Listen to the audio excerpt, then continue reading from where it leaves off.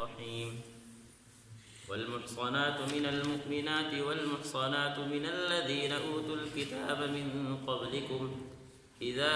آتيتموهن أجورهن محصنين غير مسافحين ولا متخذي أخدان ومن يكفر بالإيمان فقد حبط عمله وهو في الآخرة من الخاسرين۔ اس آیت کی تشریح چل رہی تھی، اہل کتاب کے ذبیحہ کا حکم بیان ہو گیا تھا، اب آگے ہے ان کی عورتوں کے ساتھ نکاح۔ ترجمہ دیکھیں گے، مومنوں میں سے پاک دامن عورتیں بھی اور ان لوگوں میں سے یعنی اہل کتاب میں سے بھی پاک دامن عورتیں بھی تمہارے لیے حلال ہیں جن کو تم سے پہلے کتاب دی گئی تھی، لیکن اس حلت کی ایک شرط بیان کی ہے۔ شرط یہ ہے اذا آتیتموہن،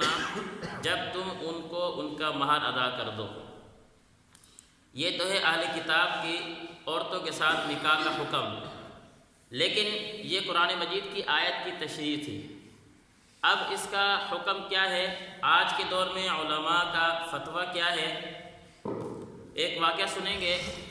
حضرت میمون بن مہران رضی اللہ تعالی عنہ، یہ آپ حضرت عمر فاروق رضی اللہ تعالیٰ عنہ کے بیٹے حضرت عبداللہ بن عمر رضی اللہ تعالیٰ عنہ کے پاس آئے اور آ کر سوال کیا کہ جس جگہ ہم رہتے ہیں وہاں پر اہل کتاب بہت زیادہ ہیں، تو آیا ان کی عورتوں کے ساتھ ہمارا نکاح جائز ہے یا نہیں؟ حضرت عبداللہ بن عمر رضی اللہ تعالیٰ عنہ نے فرمایا وَلَا تَنْكِحُوا الْمُشْرِكَاتِ حَتَّى يُؤْمِنْ، کہ مشرک عورتوں سے اس وقت تک نکاح نہ کرو جب تک کہ وہ ایمان لے کر آ جائیں۔ انہوں نے پھر کہا کہ میں آپ سے سوال کر رہا ہوں اہل کتاب کے بارے میں، اور آپ مجھے آیت پڑھ کر سناتے ہیں، میرے سوال کا جواب دیں۔ انہوں نے پھر یہ والی آیت پڑھی وَلَا تَنْكِحُوا الْمُشْرِكَاتِ حَتَّى يُؤْمِنْ، اور اس کے بعد سورۃ مائدہ کی یہ والی آیت تلاوت کی،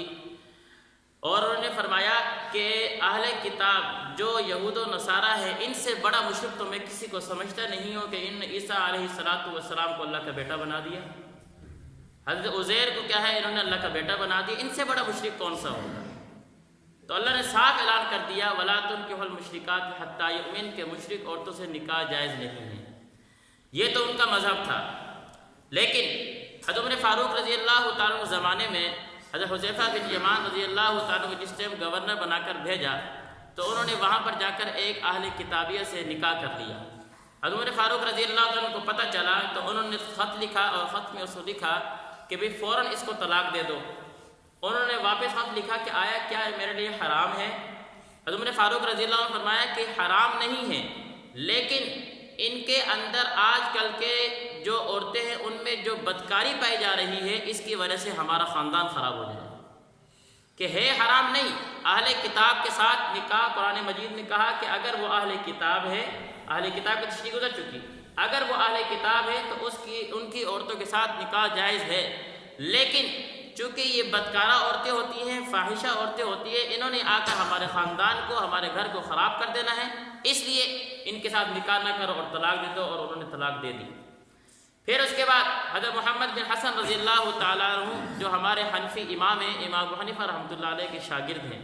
انہوں نے یہی روایت نقل کی اپنی کتاب میں، اور یہ روایت نقل کرنے کے بعد انہوں نے لکھا کہ فقہ حنفی کا آج کل جو مسلک ہے وہ یہ ہے کہ آج کل ان عورتوں کے ساتھ نکاح کرنا مکروہ ہے، حرام نہیں ہے، مکروہ ہے۔ مکروہ کی وجہ یہ ہے کہ یہ لوگ فاحشہ بدکارہ عورتیں ہوتی ہیں، انہوں نے آ کر ہمارا خاندان برباد کر دینا ہے، اور ان کی وجہ سے مسلمان ان عورتوں کو مسلمان عورتوں پر ترجیح دینا شروع کر دیں گے، جس کی وجہ سے مسلمان عورتوں کا حق دب جائے گا۔ اس لیے مسلمان کا یہ کام بنتا ہے کہ وہ اپنے خاندان گھر کو بچائے اور مسلمان عورت سے نکاح کرے، اہل کتابیت سے نکاح نہ کرے۔ پھر اس کے بعد علماء نے یہ فتویٰ دیا کہ آج کل کے دور میں، یہ تو بات تھی پہلے کی، آج کل کے دور میں کہ ان سے بڑا سازشی کوئی نہیں، اسلام کو جتنا نقصان انہوں نے پہنچایا کسی اور نے نہیں پہنچایا، ایک بات۔ دوسری بات یہ کہ اہل کتاب آج کل وہ اہل کتاب نہیں رہے، بلکہ یہ لا عقیدہ ہے، لا مذہب ہے، ان کا کوئی عقیدہ ہی نہیں ہے۔ آپ حضرت کیا نام ہے تورات انجیل کے بارے میں، حضرت عیسیٰ علیہ السلام کے بارے میں کوئی عقیدہ ہے ہی نہیں ان کا، یہ تو دہریت کے قائل ہیں۔ اس لیے آج کل کے زمانے میں ان کی عورتوں سے نکاح بھی جائز نہیں، ان کا ذبیحہ بھی حلال نہیں۔ یہ آیت کی تشریح میں نے آپ کو جو 3-4 دن چل رہی تھی، آیت کی تشریح چل رہی تھی، اب فتویٰ بتا رہا ہوں کہ علماء کا فتویٰ یہ ہے کہ نہ ان کا ذبیحہ کھا سکتے ہیں اور نہ ہی ان کی عورتوں کے ساتھ نکاح کر سکتے ہیں۔ ترجمہ دیکھیں گے دوبارہ، والمحصنات من المؤمنات، نیز مومنوں میں سے پاک دامن عورتیں بھی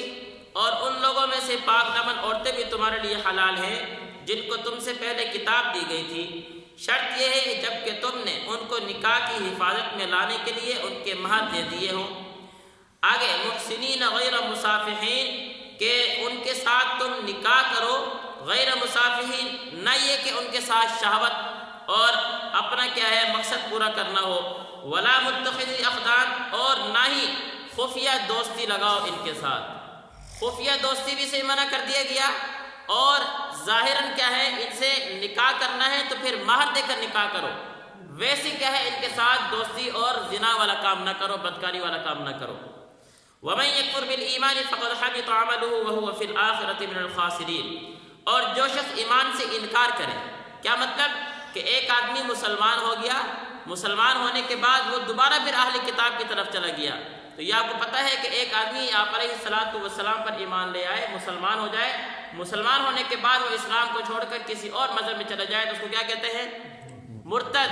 اب یہ اہل کتاب نہ رہا، یہ تو مرتد بن گیا ہے، اسی کا حکم بیان کر رہے ہیں۔ وَمَن يَكْفُرْ بِالْإِيمَانِ، اور جو شخص ایمان سے انکار کر دے اس کا سارا کیا دھرا غارت ہو گیا۔ ایمان لے کر آیا تھا، ایمان لے کر جو اس نے نیک اعمال کیے، جو اس نے اچھے اعمال کیے تھے، حج عمرے کیے، نمازیں پڑھی، روزے رکھے،